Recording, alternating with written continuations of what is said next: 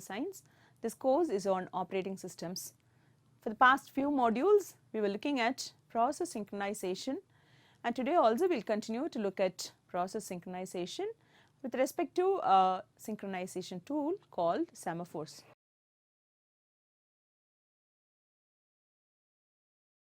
The learning objectives for this class is to understand what a semaphore is, to learn how semaphores can be used for synchronization, and to learn how a counting semaphore can be implemented using binary semaphores. So, cooperating processes are processes that share data. They will have some common data or common variable which they will be accessing, and when more than one process try and access common variables or common data structures, then there is a need for process synchronization.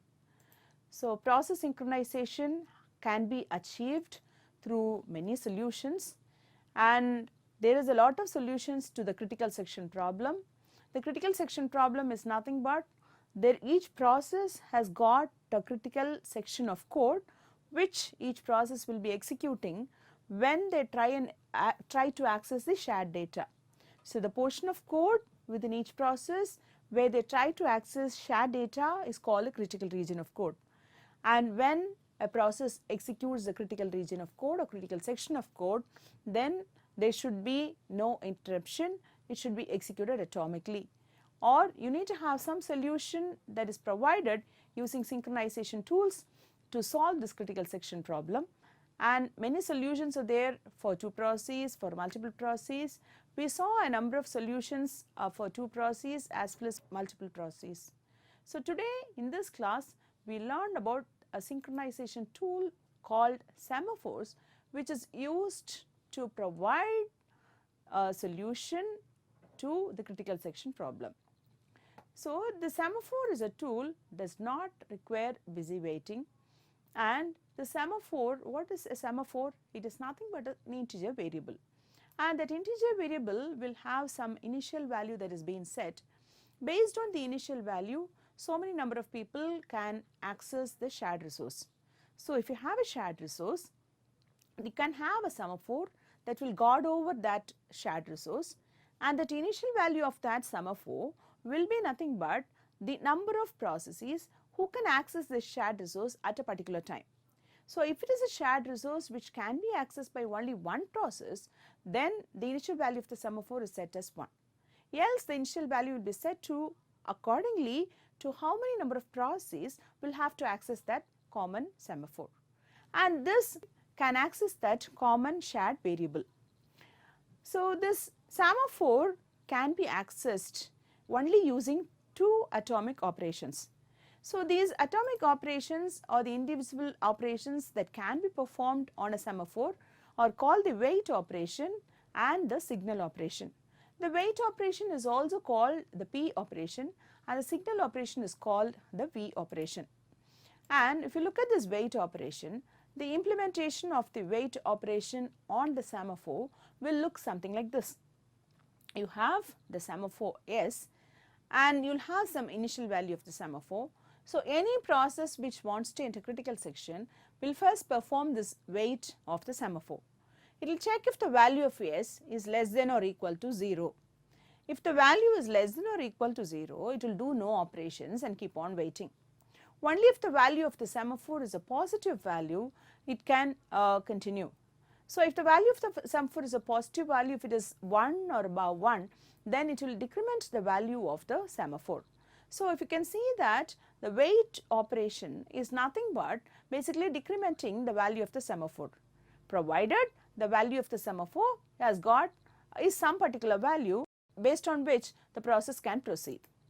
And then the next operation that you can do on the semaphore is the signal operation. In the signal operation, the value of this semaphore, it is actually an integer value, is incremented. So, you do an S plus plus for signal operation. So, this wait and signal operations are the only two operations that you can perform on a semaphore. So, the semaphore cannot be accessed or manipulated with any other operation, only it can be manipulated or you can be accessed the semaphore only using this wait and signal operation. Now, look at this critical section of n processes.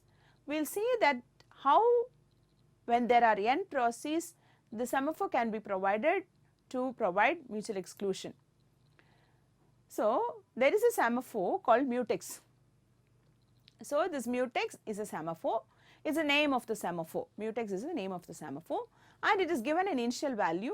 The initial value is set to 1 and this mutex semaphore is used to safeguard some shared resource.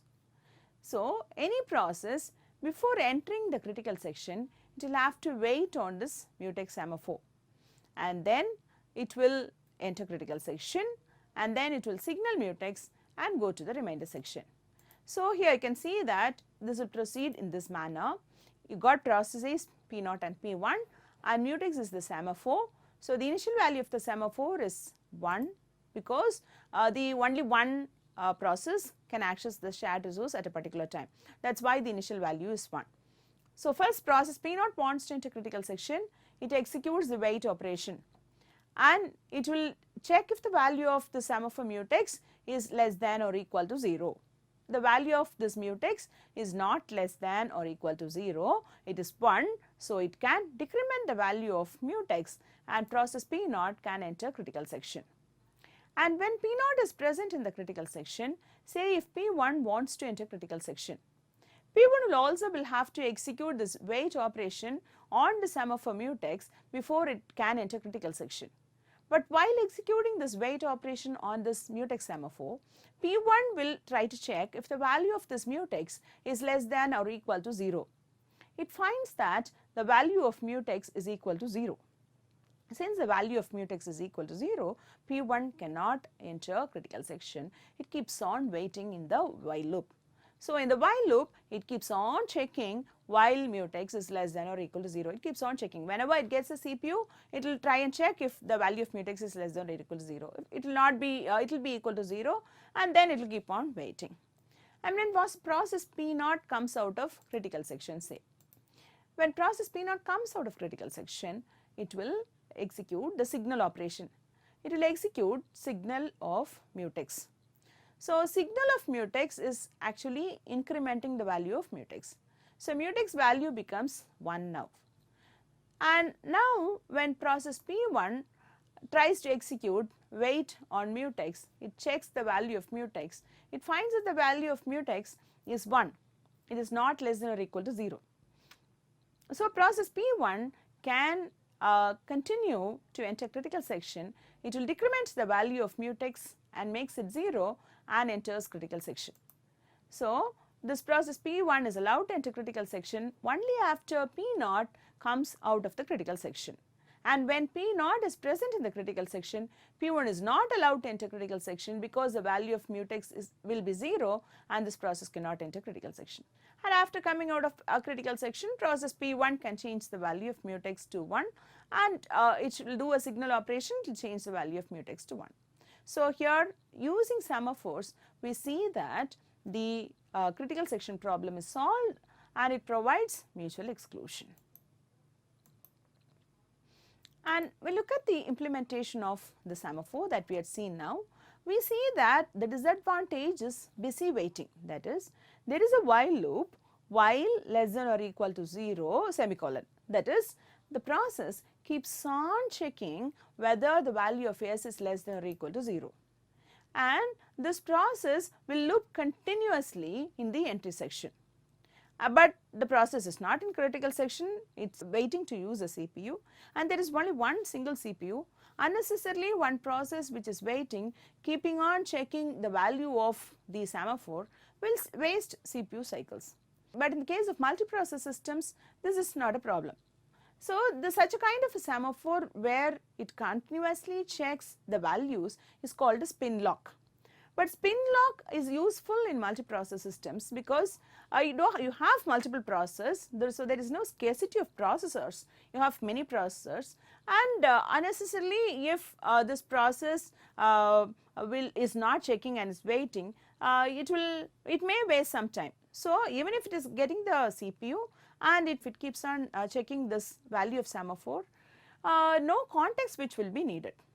Okay. So it can keep on checking, if it becomes available immediately it can enter critical section.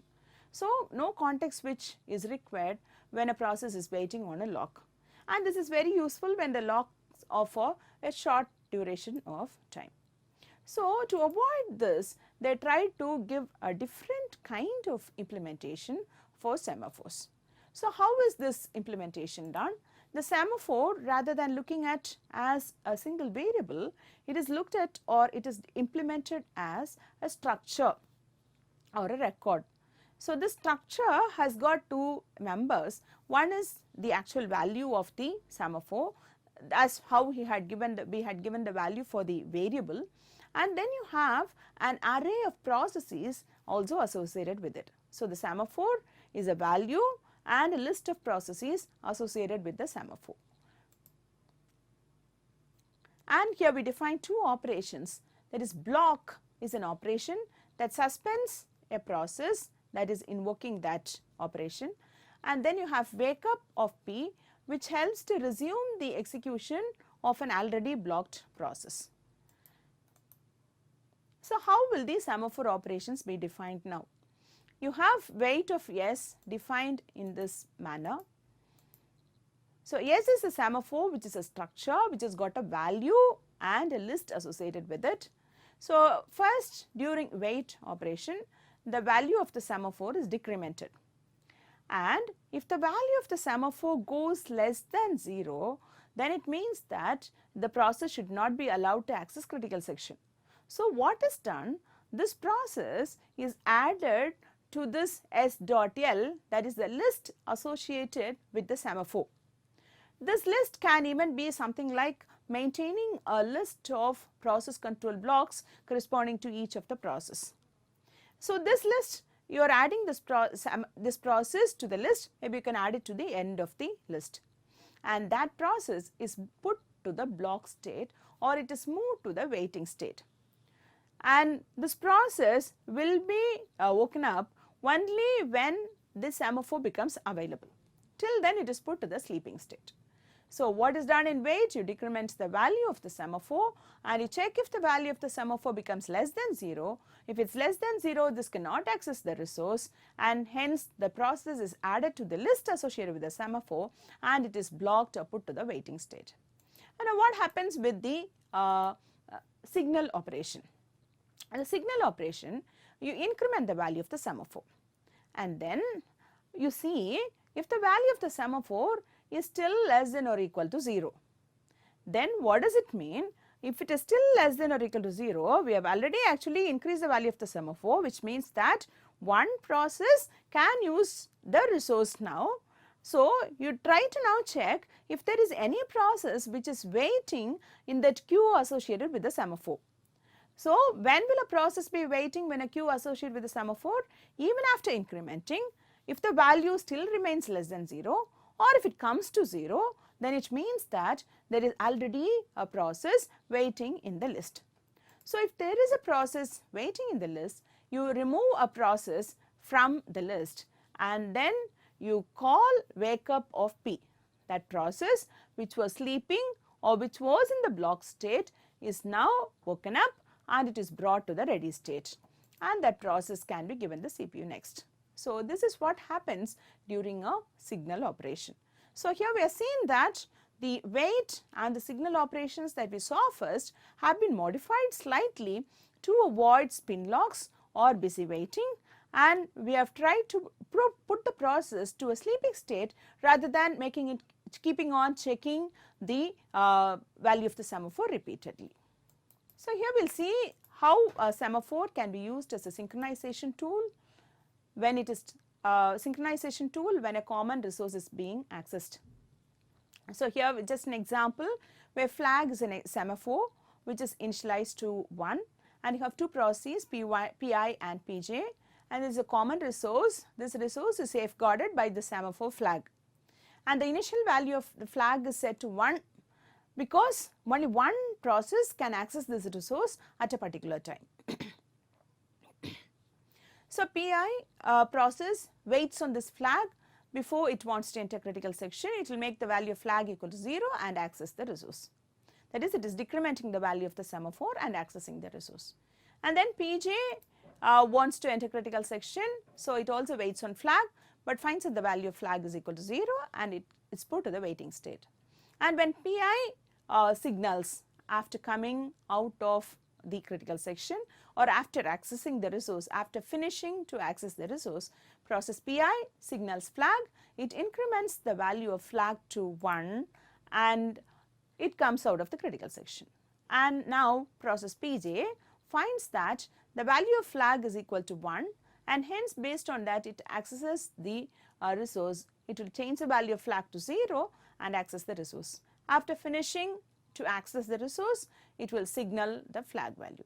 So, thus like this you can use a semaphore for safeguarding a resource, and when you are using the semaphores, it is possible to have a deadlocked and starvation kind of situation. So, what is deadlock?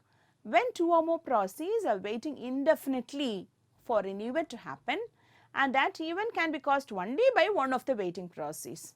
So, you have a set of processes and every process in that set is waiting for some event, and that event can be caused by only one of the other processes that is present in the set. So, that process which needs to cause this event is also waiting. Okay. So, that process will not make this event to cause. So, every process is waiting. They also may have to cause some event to happen, but that will not happen because each of the process is waiting. So, this will lead to a deadlock situation in the sense no process will be able to proceed further. And now we will see how this deadlock and starvation can happen with semaphores. So, assume you have got two semaphores S and Q, and each of the semaphores is initialized to a value of 1. That is, each of them is safeguarding a resource which can be accessed by only one process. So, now P0 and P1 are there. P0 first executes wait of S. So, P0 will execute wait of S and it will make the value of S to be equal to 0. And P1 will execute a wait of Q, executes wait of Q, and that will make the value of semaphore Q equal to 0. Now, P0 executes wait of Q, but P0 finds that Q semaphore is already been held by some other process. So, that is been held by process P1, and P1 executes wait of S. So, value of S is now 0. So, this P1 also finds that S is currently being held by some other process. So, process P1 is also waiting. So, here we find that both of the processes are supposed to access some resource, but each of them is waiting for the other process to release the semaphore. So, both are holding some resource and they are trying to get the resource which is held by the other process. So, each one is waiting on the other one. So, P0 is waiting on P1 and P1 is waiting on P2. So, this continues forever. So, this leads to a deadlock kind of situation. So, when we are using semaphores for a solution to this critical section problem, we need to ensure that the semaphores are used in a proper sequence such that they do not result in a deadlock and a starvation kind of a situation. So, starvation, how can starvation happen?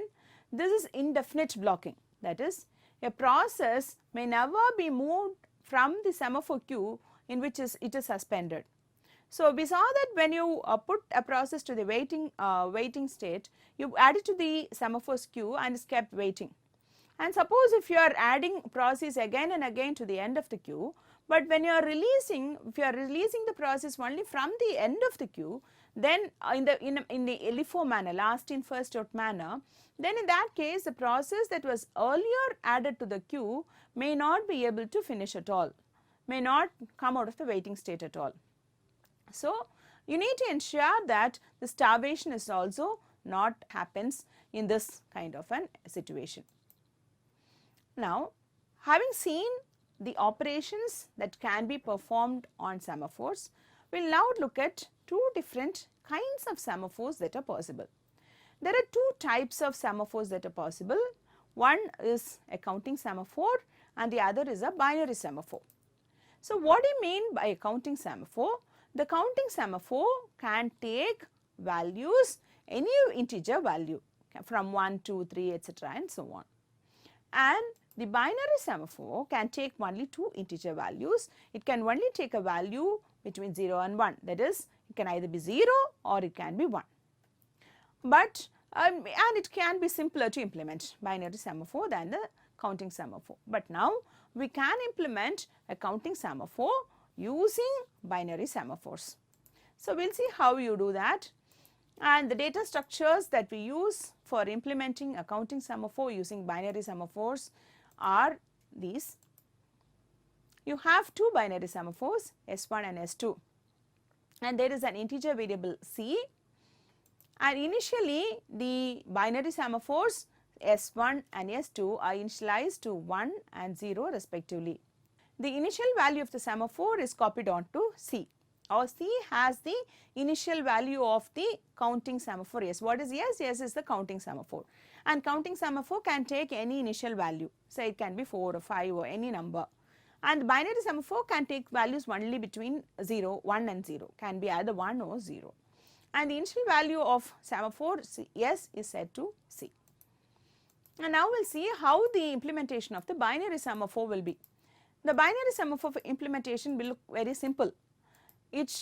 For the wait operation on a binary semaphore, it will just check if the value of the semaphore is equal to 0 or not, because the binary semaphore can take only values 0 and 1. So, if the binary semaphore's value is 0, then it means that the resource cannot be accessed, and if the binary semaphore's value is not equal to 0, then you decrement the value of the semaphore. The value will be 1 and just decrement the value of the semaphore. And for signaling, just increment the value of the semaphore. Now, we will see how to implement a counting semaphore.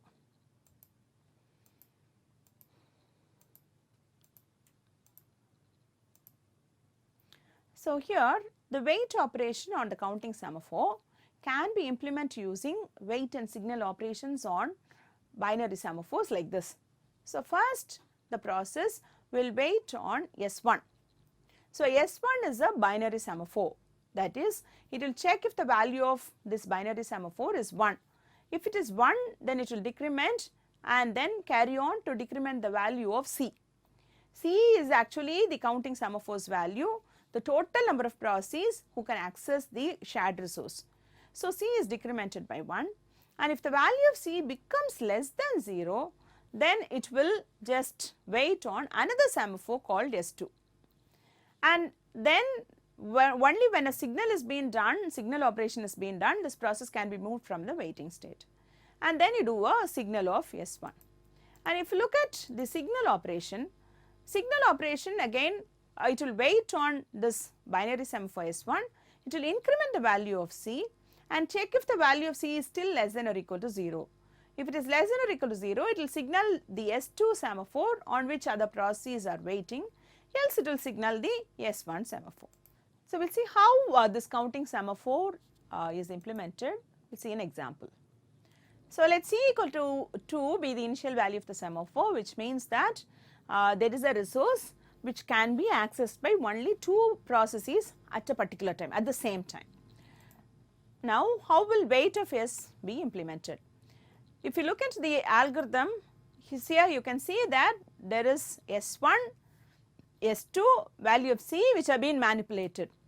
So, how will first wait of S1 is executed? So, you have S1, initial value of S1 is 1 and S2 is 0, initial value of C is 2.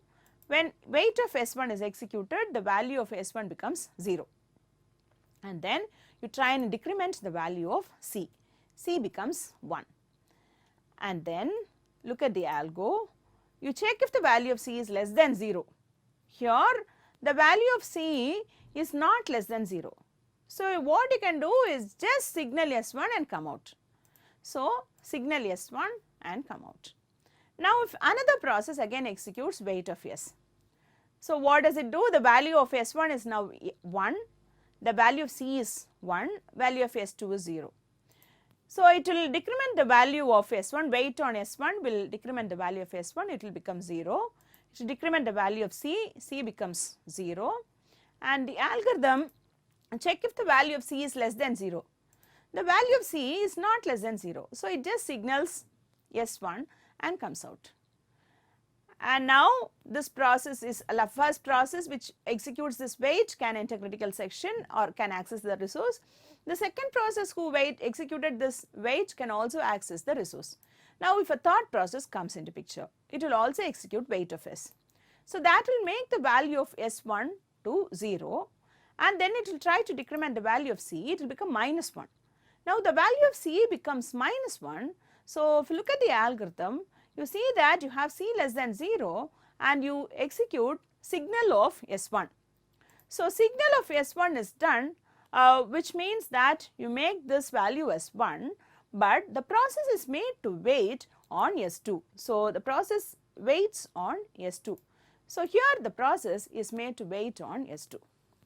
So, here you find that when the number of processes becomes more than the initial value of C or becomes more than how many can actually access the resource, the third process is now put on to the waiting state. It waits on semaphore S2. Now, what happens when a signal is being done? We will see. We continue with the state where we had left during the wait operation. The value of semaphore was S1, the value of C was minus 1, the value of S2 was 0, and a process is waiting on this semaphore S2. And now what look at the code for signal, you have wait on S1, increment C and then continue. So, wait on S1 will decrement the value of S1 to 0, you increment C, C becomes 0, and now you check if the value of C is less than or equal to 0. So, when the value of C is less than or equal to 0, it means that there is another process which is waiting on that semaphore S2. So, since the value of C is equal to 0, it will do a signal of S2. So, S2 now becomes 1. When S2 becomes 1, the other process that we saw now, the third process which executed wait, which was waiting on S2 semaphore, that can now come out of that waiting state and it can try and access the semaphore. So, because there was one process which is waiting, which is now signaling, so that process can come out of the waiting state. So, process that was waiting on S2 is now released. So, the release process, what does it do? It will signal S1, okay, and hence S1 becomes 1. And suppose if there is another signal, the second process also which was using the resource is now signaling, it will again wait on S1 and it will increment C, C becomes 1, but now the value of C is not less than or equal to 0, it will just signal S1 and it will come out of the critical section and will signal 1. So, now S1 is also released. So, here you find that the counting semaphore can be implemented using binary semaphores. So, in today's class we learnt about semaphores. We saw how semaphore can be used as a synchronization tool, and then we learnt about counting and binary semaphores. We saw what counting semaphore is, what binary semaphore is, and then we saw how you can implement a counting semaphore using binary semaphores. So, the references, thank you.